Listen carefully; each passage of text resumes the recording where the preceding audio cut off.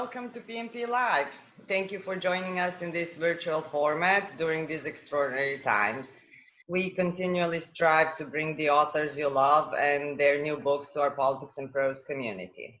My name is Maria, and I'm an e-commerce manager at Politics and Prose Bookstore, meaning my team and I were the ones processing all the online orders you put through the website. And speaking of, at any point during the event, you can click on the link in the chat to purchase Just Like You from our Politics and Prose website. And additionally, you can ask the author a question by clicking on the Q&A button. It's also at the bottom of your screen. And while we'll try to get to everyone's questions, we apologize in advance if we don't have time to address yours. Finally, we want to thank you all for being here with us today. We're so grateful to our family of loyal customers keeping our business and our spirits afloat. And now on to the main event. It is my great pleasure, that you can say by my smile, to introduce Nick Hornby and his latest novel, Just Like You, which pubs in US today. Nick is an English writer, editor, screenwriter, and a passionate supporter of Arsenal Football Club. He got his education in English studies at Cambridge University, and his education about football and facts of life at Highbury. He writes both fiction and nonfiction, and several of his books have been made into films and TV series. Among the best known ones are Fever Pitch, High Fidelity, About a Boy, 31 Songs, to name a few. And all of those you can also order through our website. We'll put the link in the chat box for those too. Just Like Us is his ninth novel, and it's about navigating Brexit Britain, but it's actually more about what it means to fall surprisingly and headlong in love with the best possible person.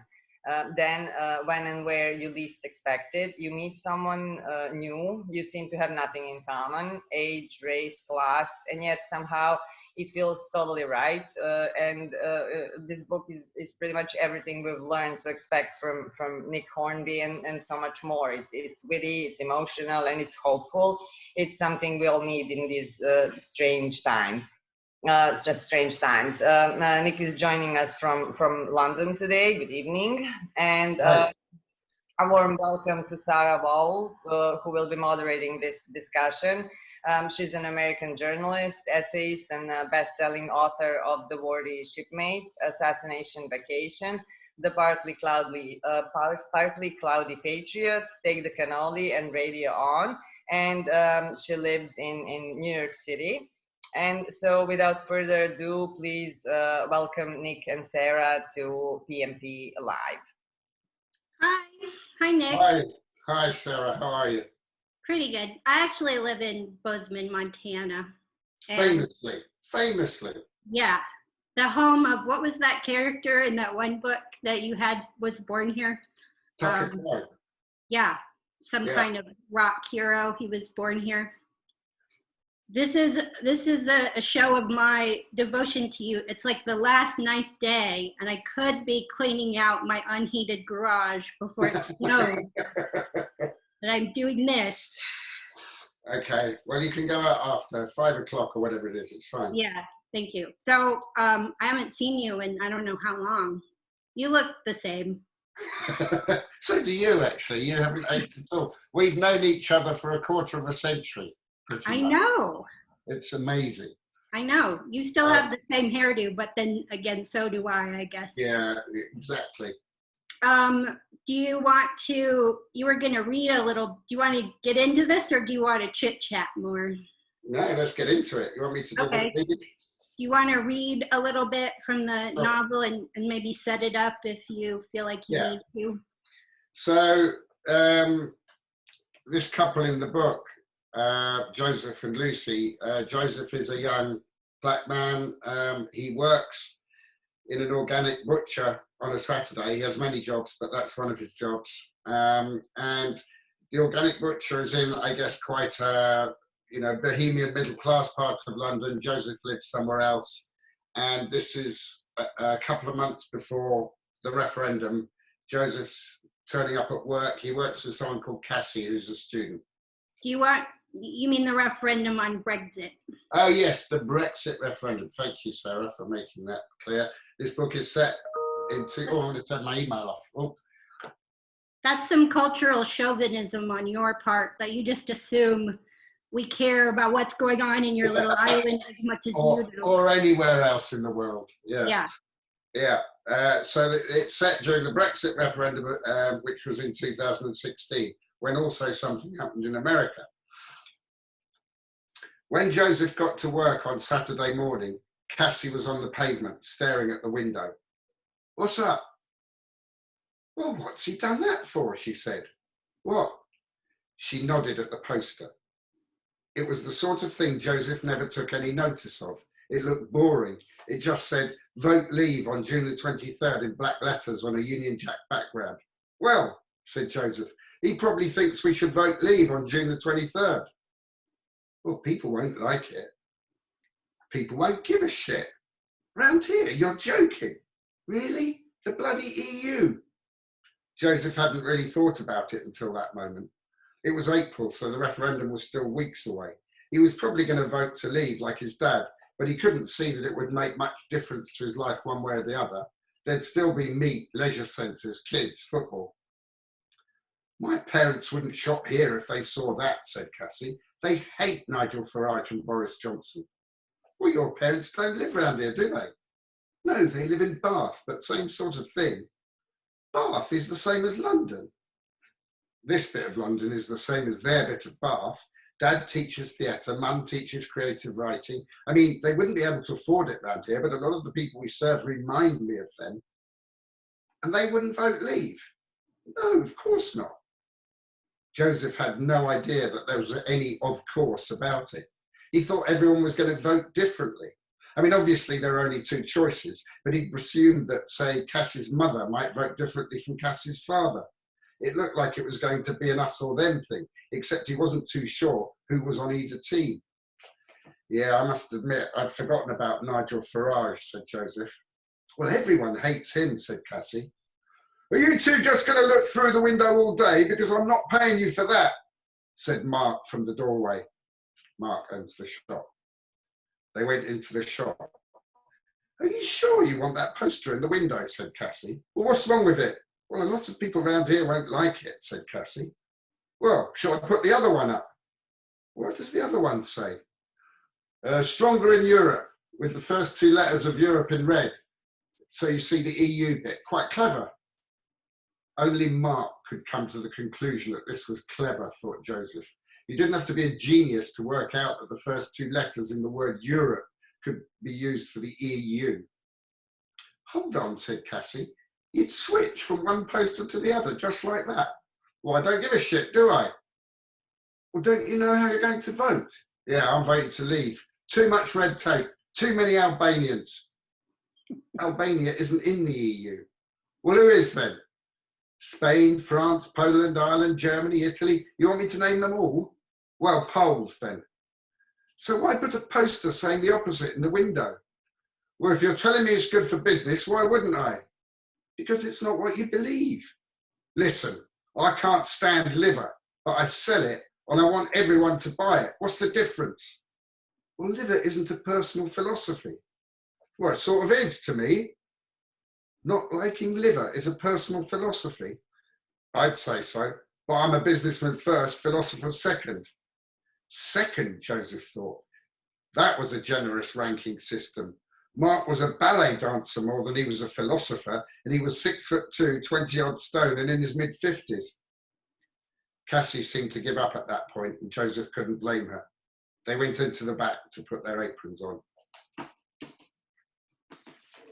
Thank you, thank you. You really tried hard when you were reading that. Thank you for not phoning it in.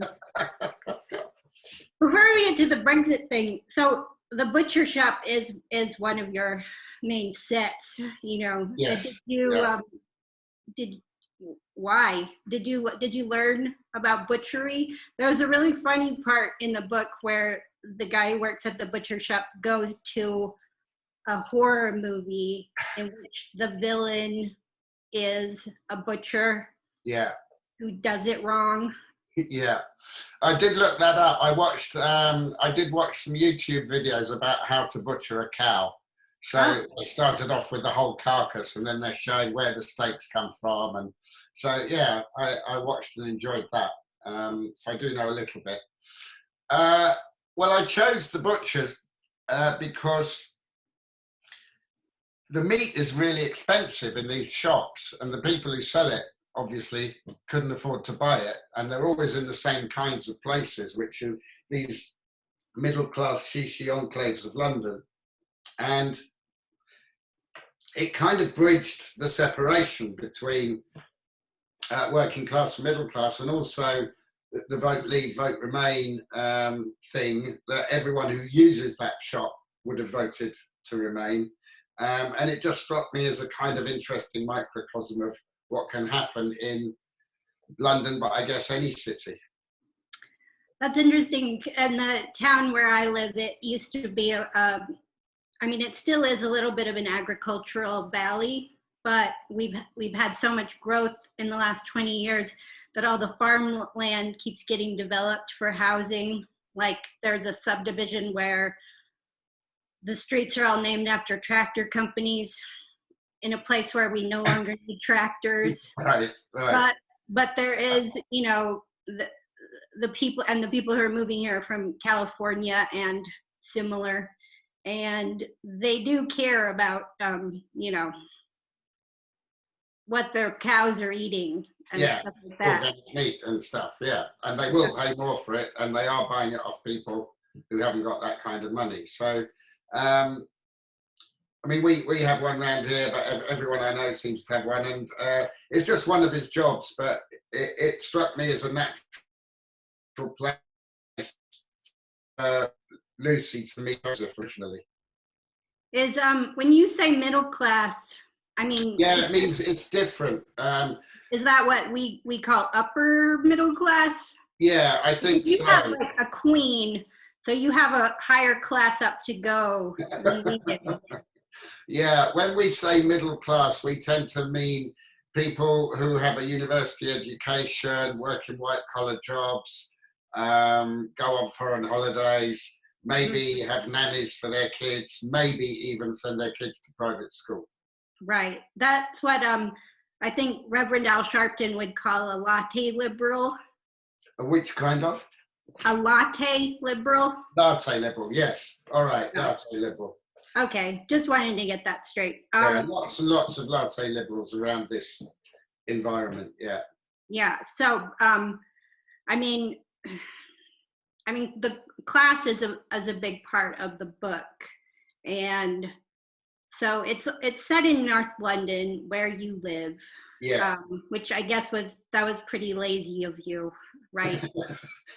Yeah, well, I think that Juliet Naked I set outside London, but I think the rest of them I haven't really walked further than the end of my street.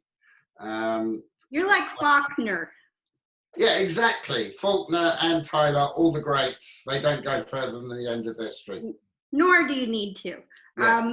So give us a sense of place about what your neighborhood is like, as opposed to, I don't know. I mean, I've been there, but because I've only been there to visit you, I've only been to your old house, your new house, and that Italian restaurant you used to make everyone go eat dinner with that, and that's it. Oh, and you of course walked me to the Arsenal Stadium. Yes, we did that. You that's even literally all I've seen. I believe you watched England lose to France at my house as well. I saw, yeah, I did, and it was when Zidane headbutted that guy. Oh, you saw that game at ours as well? Yeah. Oh, okay. That seemed, I couldn't tell, but it seemed like a big moment. Yeah, it was a big moment in life, in history. Mm-hmm. Well, the neighbourhood, my neighbourhood is a neighbourhood within a neighbourhood. Islington is quite a large London borough.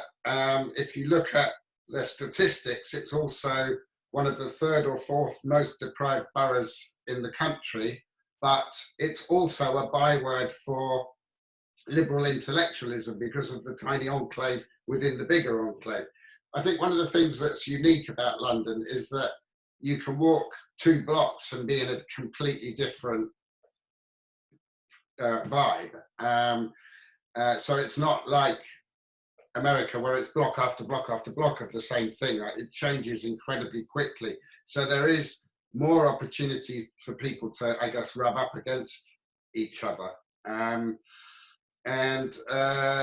mean, I like it here. It has a lot of problems as well, but I'm very attached to it. And I think it contains everything that I need to write about all classes and races.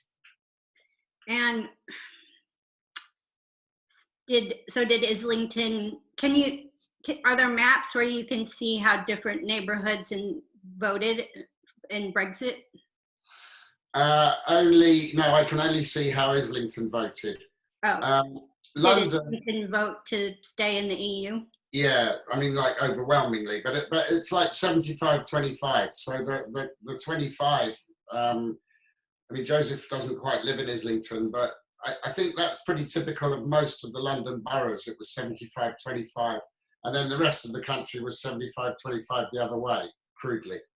And so how did you, and Lucy, she, actually, it's very funny when you're, so Lucy is one of your main characters, and she's the, do you want to describe who she is? Well, she's early 40s. I think she's probably quite hot. She's a head of department at a inner city comprehensive school. She's got 2 kids, at like 10 and 8 or 11 and 9. And she's got a soon-to-be ex-husband who has a lot of dependency issues. Right. And so she, because she's a school teacher, right? Yeah. And she's very of this neighborhood. When she's going to vote, she's talking to her neighbors, and everyone's going to vote the same. Yeah. And you write, it didn't occur to any of them that she might have voted to leave, and of course she hadn't. So the presumption was correct, and she didn't want them to think she didn't belong. Yes. So this became kind of an identity. No, completely. And I mean, I remember on the day I voted, I walked out with a woman I knew from my kids' school, and she just went, you know, fingers crossed. And that was, I knew what she was talking about.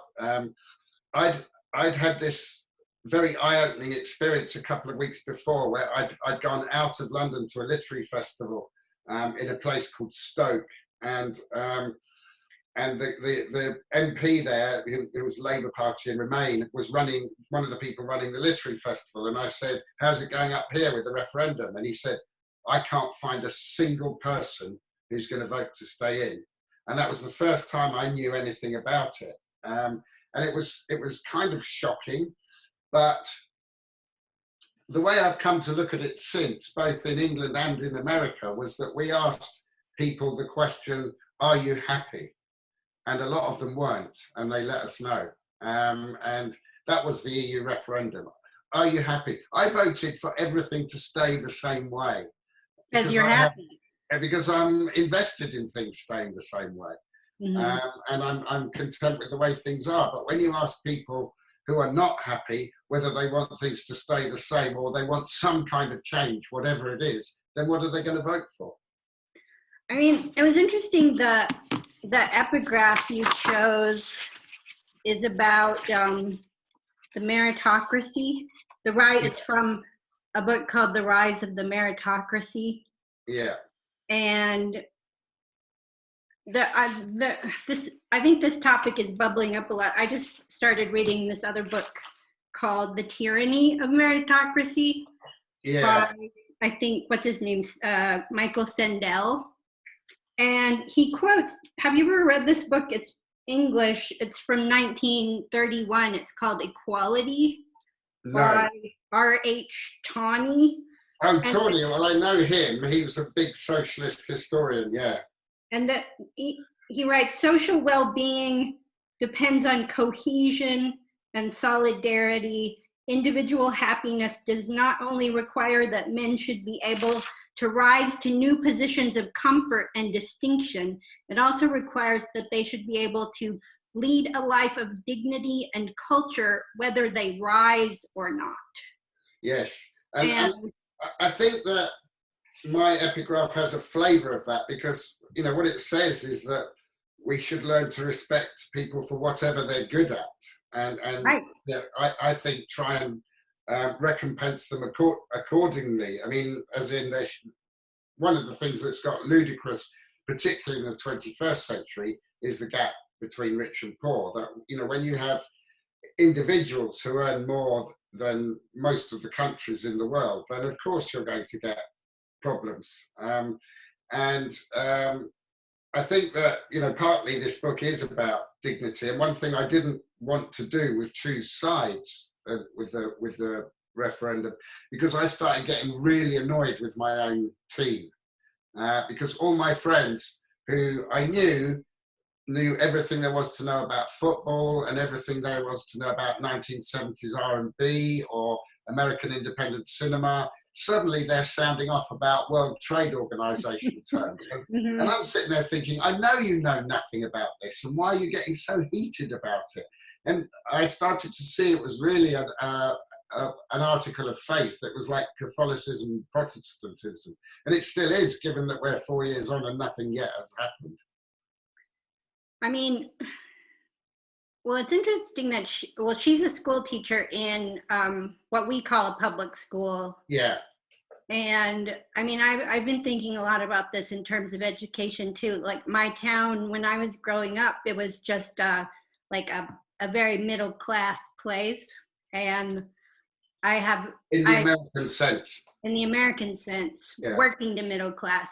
And everyone my age who grew up here, we all romanticized the 80s because it was cheap.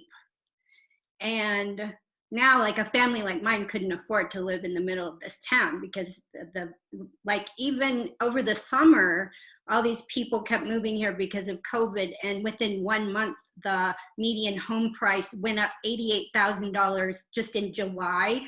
Wow.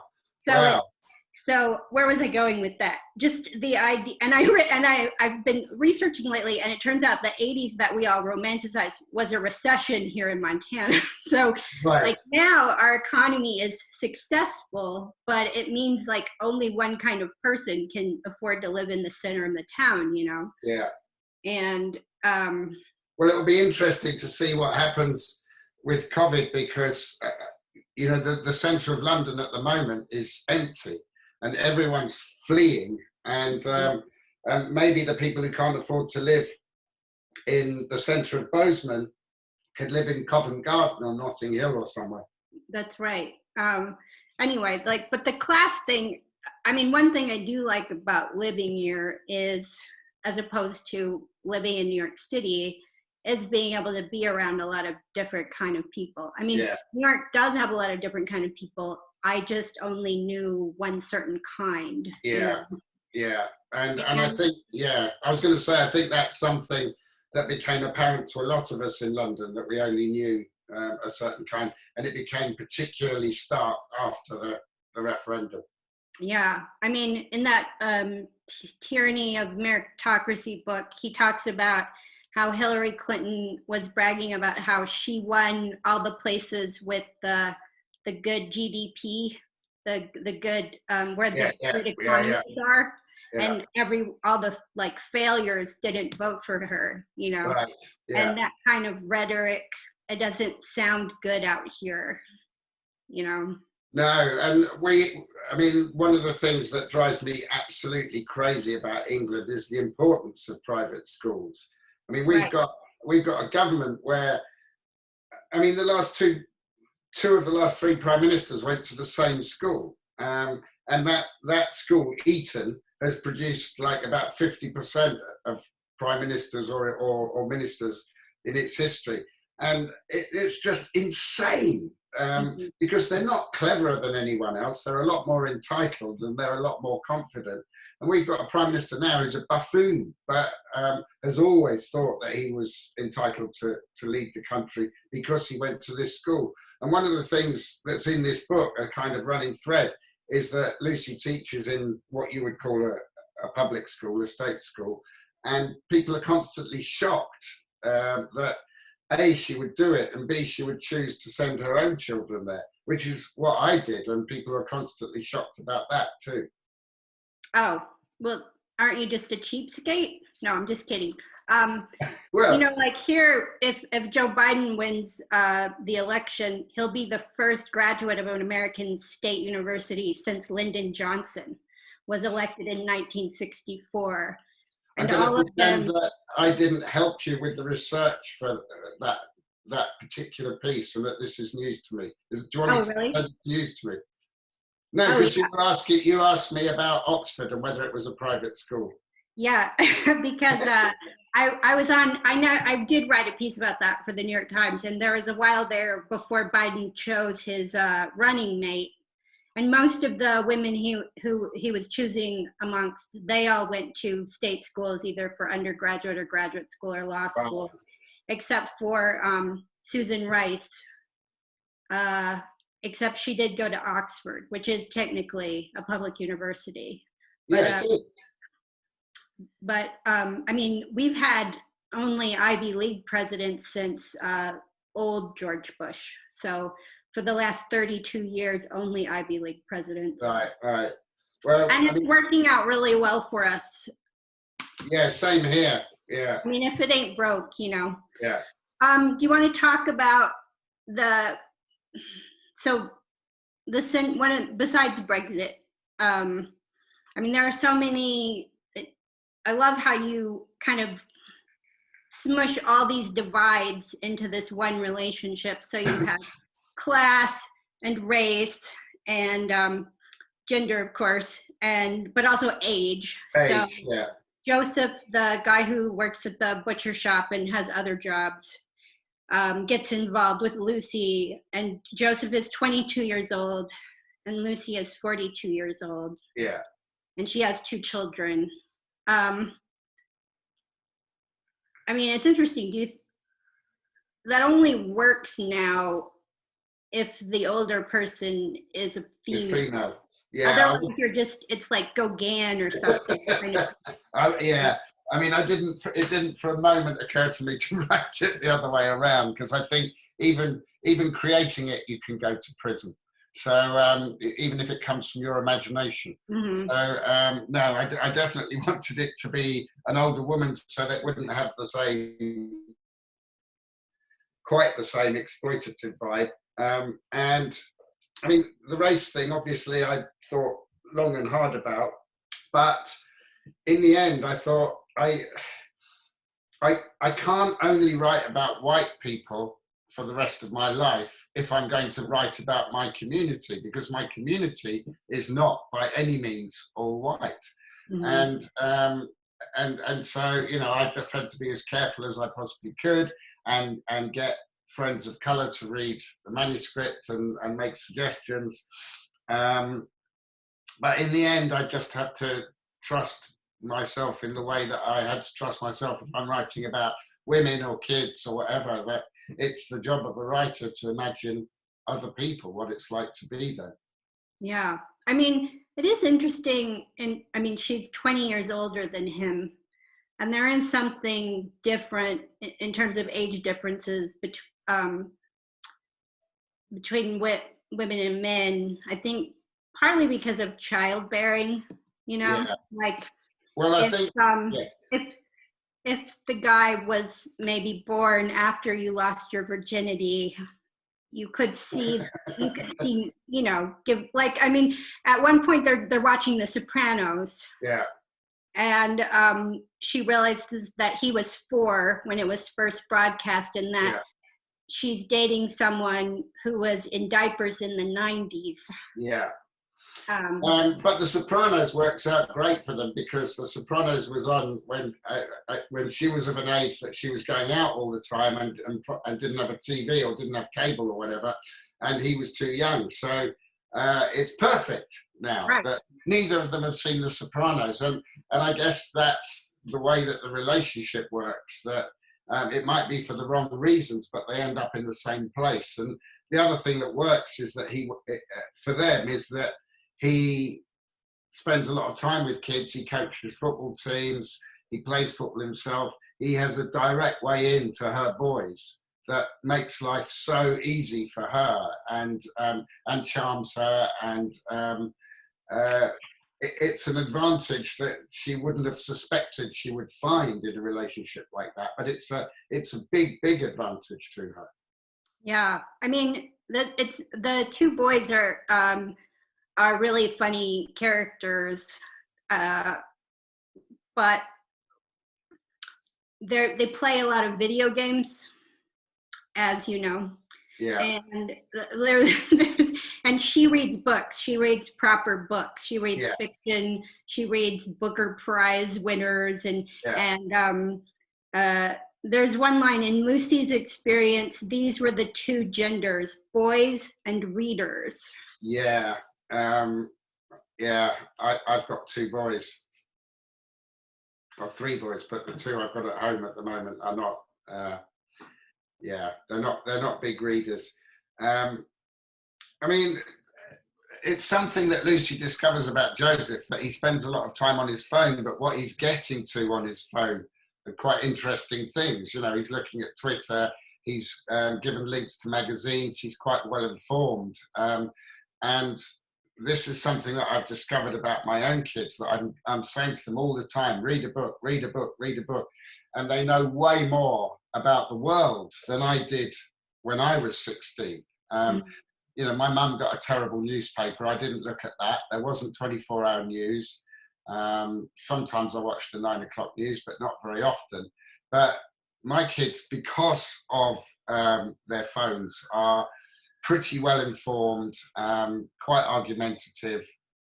And the youngest one was asking me what illiteracy was. And I said, well, you know, it used to be a real problem. It's less of a problem it was, but it's when you can't read and write.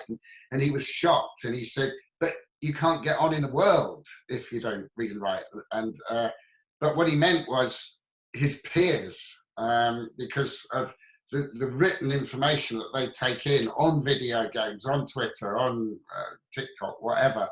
And actually, that kind of literacy is what we tend to overlook, that phones make them more literate.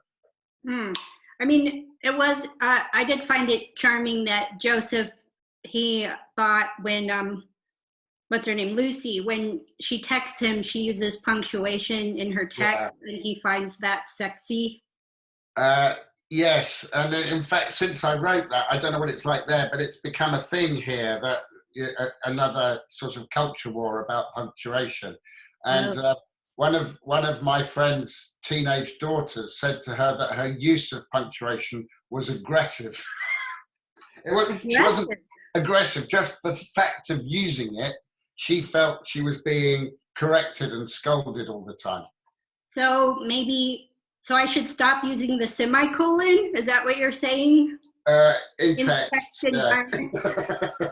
I mean, about the reading thing, though, I mean, I was wondering, I don't know that you could have written this book in your 30s, say, but one thing that a novel, and I guess maybe one thing that fiction can do really well is showing these different points of view of all these divides, you know, whereas, you know, it's just, you literally are in these people's heads.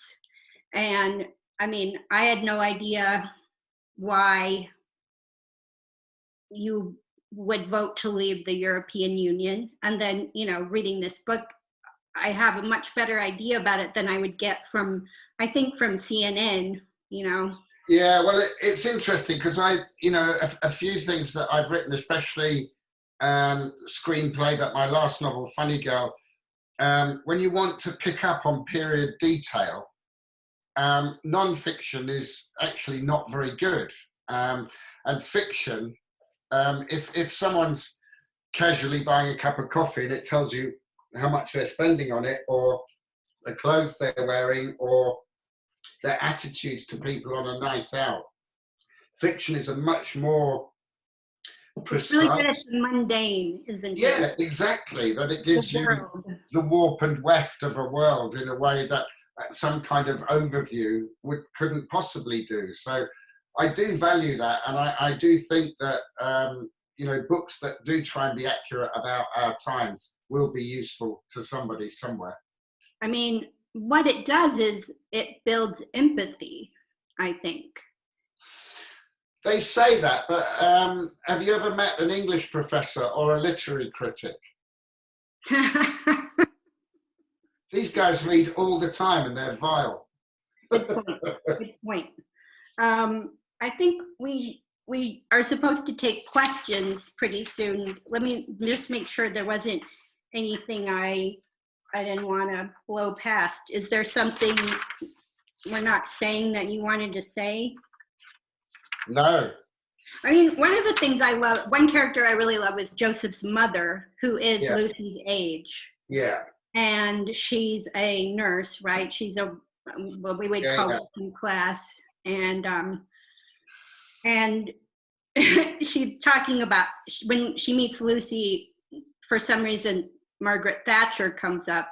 And I'm guessing in Lucy's world, there's no good thing to be said about Margaret Thatcher, right? None whatsoever.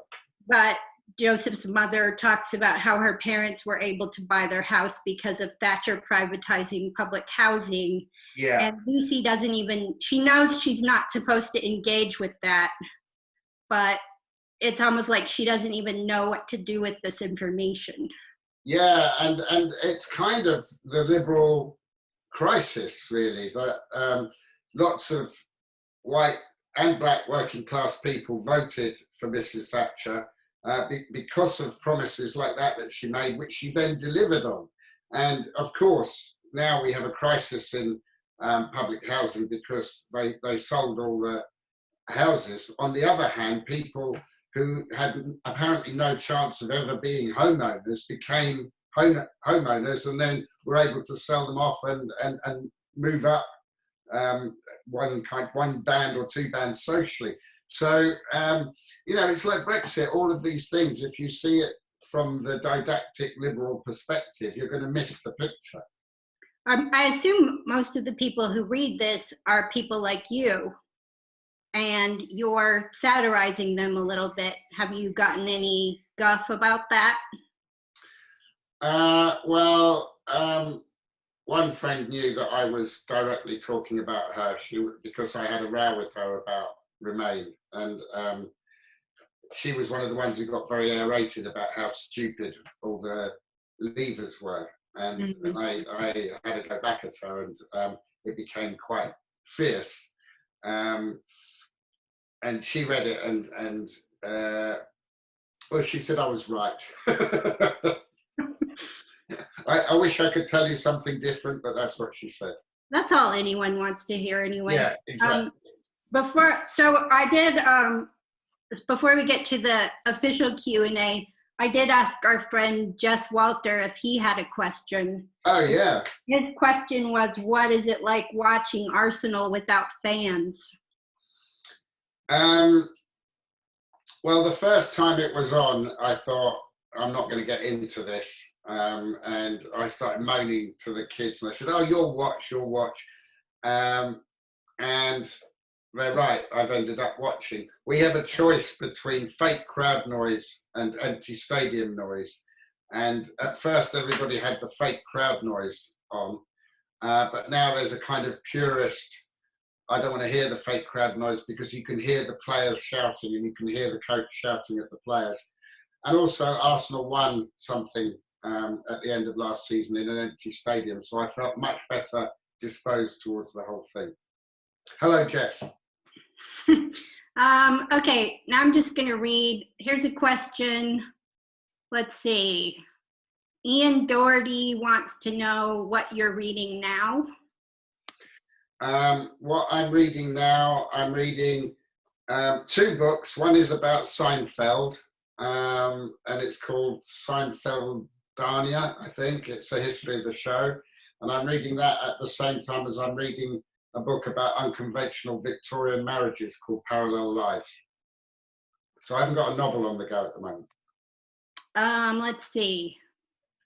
Let's see. Oh, someone wants to know, when did you do your writing in relation to Brexit, before, during, or after? I mean, technically, aren't we still in the during? Well, we still haven't left. We don't leave until January the 1st. That's when we get 7-mile lorry queues coming into the UK. So, I mean, my prejudice is showing here, but we've got the worst financial crisis caused by the pandemic that we've had post-war. And so on January the 1st, we're just going to shoot ourselves in the other foot, just to make sure that we can't work at all. I started it probably about a year or 18 months after the referendum. Nothing much has changed politically since, apart from all the chaos of the pandemic. I noticed I had the word pandemic in the first paragraph of this book, which was really weird to me because I couldn't remember writing it, and I wrote it long before the pandemic. Yeah. It's what Lucy's most afraid of. Oh, yeah. And she hates teaching Agatha Christie. Yeah. And blah, blah, blah. Okay. Yeah. That was because I was thinking back to what I was afraid of when my kids were her kids' age. And I remembered me and John Ronson trying to buy lots of Tamiflu because we thought they were all going to catch SARS and die. Right. So it was entirely coincidental that the word pandemic is in there. That's interesting because John Ronson is such a reassuring figure most of the time. Let's see.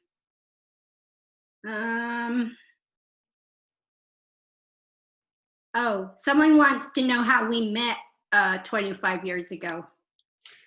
Well, I was on book tour for High Fidelity. Yes. And you were making a piece for This American Life. Yes. About compilation tapes, and you came down to my hotel, and the top of the mark. Top of it, yes, exactly. And I thought at the time, I thought you were about 12, and I thought that my publicist had so little to fill up my time with that I thought I should do an interview for the school magazine or something. And I was 26, but go on. I hadn't heard of This American Life, and I thought, okay. And I don't know if I've ever told you this, but you gave me Radio On. That was my first book. It was The Galley. Yeah, you gave me a galley of radio, and I thought, how come she's written a book that she's probably self-published, or her mum self-published or something? And then I got on the plane and started reading it, and I thought, oh my God, I've been patronizing a genius. You did write me a letter. Good. Let's see. I'm just asking the ones that I'm interested in. That's all right. I think I can see it though. I might. Let's see. Oh, you can see them? Right. Probably. I think I can click on it as well, but I'm not going to because that spoils the whole setup of the show.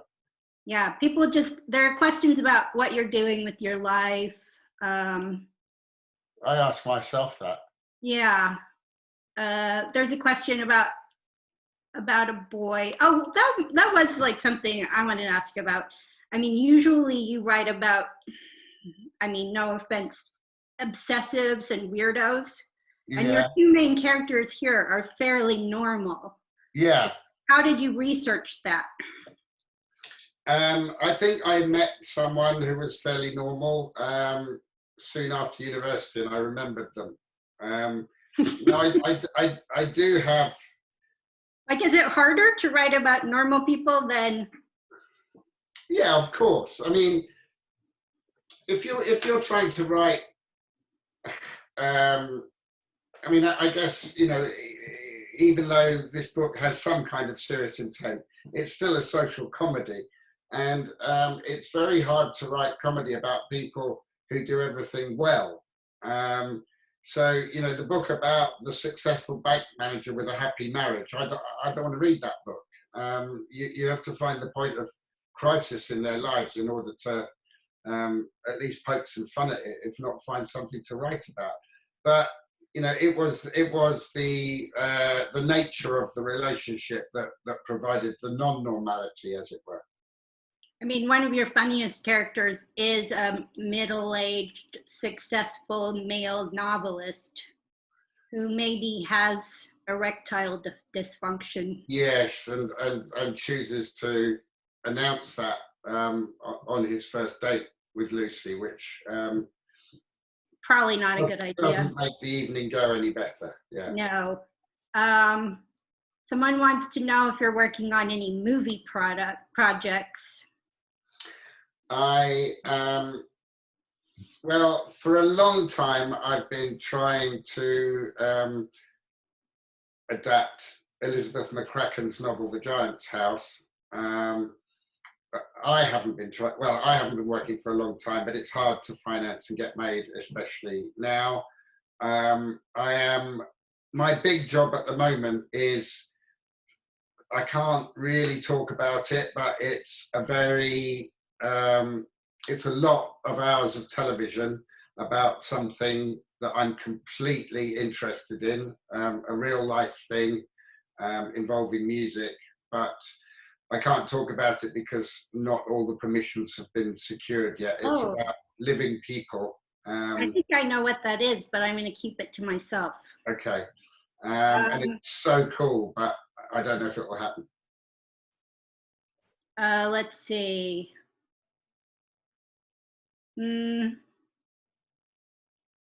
What character from your earlier books would you be most interested in revisiting? Why, and what would they be doing? Well, I always thought about writing some kind of sequel to High Fidelity just because of the couple. And there was this series of books in England that I love in the 1950s called Scenes from Metropolitan Life, Scenes from Provincial Life, Scenes from Married Life. Really sharp social comedies where he just followed this guy through into various stages of life. And I thought that Rob and Laura and High Fidelity, I could use them to do the next stage. But the thing that always tripped me up was that I could never work out what Rob would be doing. Because in the year 2000, there were no vinyl shops anymore. And the weird thing about now is that they've come back the last few years, which is why Zoe Kravitz could do a remake of High Fidelity and be working in a record shop. And you can make it now and you could write about it then. It was just the in-between bit that I couldn't imagine. And the only guy I knew who had a record store, he became a real estate agent. And I didn't want to write about being a real estate agent. I mean, what if, 9/11 happened and he just went off the deep end with the news and he just quit music and all he cared about was listening to the news? Say some kind of Travis Bickle or something. I didn't want to write about him either. No, that's what happened to me. No. The other day I was flipping channels, and do you remember that remake of the Thomas Crown Affair with Pierce Brosnan? Yeah. Yeah. And there's a scene where he's doing it with Rene Russo. You did not notice. I did. No. I noticed. So they're just, this is the proudest moment of my life, by the way. And they shove a bunch of books off a table, and one of them that goes flying past the lens of the camera was High Fidelity. So you remember that? Yes. Well, I noticed it when I saw it. I said, hold on, they're having sex on High Fidelity, because I think it might even be still on the desk.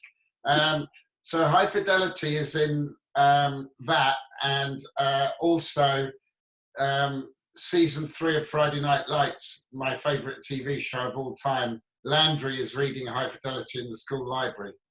Wow. I guess you can die now. Yeah, thank you. Let's see. Here's someone named Rebecca has said, your fiction has been associated with modern British culture for many years now, and I'm looking forward to this new one. Which up-and-coming fiction writers would you say are producing work that is representative of modern culture within a certain locale? Wow. Like with a sense of place or something. Yeah, sense of place. I'm going to have to think about it while we talk about something else. I would like to help with the answer, but it's one of those where I'd sit there for 10 minutes gaping. I was speaking to some students in Arizona a few months ago, and they were reading one of my Times columns, and they were, whenever I write about Montana, I just mention the names of towns a lot. And they were like, what's that about? And I realized I just stole that from Chuck Berry. Well, I mean, I do it too. I do it with streets and in North London. And people who know North London say, oh, I can really like feel it. And I think, but I haven't done anything. I just put Holloway Road in there, and that you have so many associations that you think I'm some kind of master of description. But I think you can get away with an awful lot by naming places. Oh, yeah. I mean, there's this TV show called Yellowstone. Have you seen it? It's with Kevin Costner, and it's set in Montana, and the ranchers, and it's a very melodramatic show, but it's so exciting when they mention Four Corners. Yeah. Jess is apparently watching, and he doesn't have another question. He has a comment, which is, I only have sex on High Fidelity. Well, tell him not to be cheap and buy a new one, also for hygiene reasons. Yeah, you might want to get hardcover, Jess. Yeah. Plastic covers. This person wants to know if Rob ever grew up to appreciate his relationship with Laura, or is he a miserable bastard forever, although they're back together? Yeah, I think miserable bastard forever. I mean, that was interesting. One of your North Londoners, what is she, where was that? She says, one of your upper class North Londoners, she says, everyone I know is miserable. Everyone. Yeah. Do you think that's just British people? Well, that was way back in 2018, whereas now everyone's cheered up since then. I think, let's see.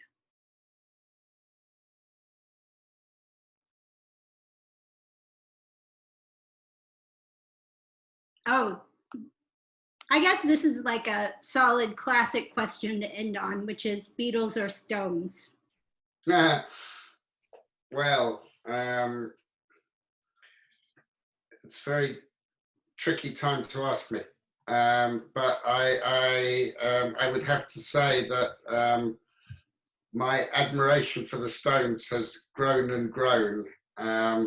And you know, there's just more of it. There's more Stones than Beatles. The Beatles are pretty exhausted for me now. They're just a bunch of quitters. Yeah, exactly. But I have to say I've never really understood the question, because I actually do like both, and I don't see a problem with liking both. You don't have to choose. I don't think you have to choose. All right. Dickens or Shakespeare? Yeah, it doesn't make any sense. Oh, well, let's end on your quote about Shakespeare, because they go to a play, they go to As You Like It, yeah, and you say Shakespeare was a justification for never having anything to do with the rest of the world. He confirmed the nation's superiority. Yeah, I mean, the poor guy, what he's been used for, especially by the wrong people. You know, we are the land of Shakespeare. I mean, I think Shakespeare is so cool, and he did so much, given that he hadn't had the advantages that lots of other playwrights and poets, you know, over that period had. And he kind of ends the argument always about who's the best writer, which is probably slightly unfortunate, because I think it should be a longer and more complicated argument than that. But one thing that I've realized recently is that all the best people in any medium, pretty much, they didn't have very many advantages. And if you were to rank the top 20 artists ever, whether, you know, Shakespeare, Dickens, Jane Austen, Aretha Franklin, Elvis, you just go on and on. And the other lot, the lot that had the private education and the Ivy League schooling, their work is kind of disappointing by comparison. I find that an incredibly cheering and hopeful thing about the world. Me too. Well, it's good to see you. I miss you. I miss you too. And I hope that we can see each other soon. I know. I thought it was a good sign when the book was over. I kind of missed it, you know. Oh, well, thank you. Bye. Well, thank you. Thank you, Nick and Sarah, and a big thanks to our audience who joined in today. Your support is what enables us to bring you programming like this, and we cannot continue to host these types of events without the book sales to support them. So again, use the link in the chat where you can buy Just Like You and all the other titles we mentioned today. You can also visit our website, politics-prose.com, and browse around. Check our website for the most current and updated event listings, as we have a great list to choose from. We hope to see you there soon, and this was really awesome. Thank you again, Nick and Sarah. Thank you for having me. It was really great. Thank you. Thank you so much. Politics and Prose. Yes, buy all your books in Politics and Prose.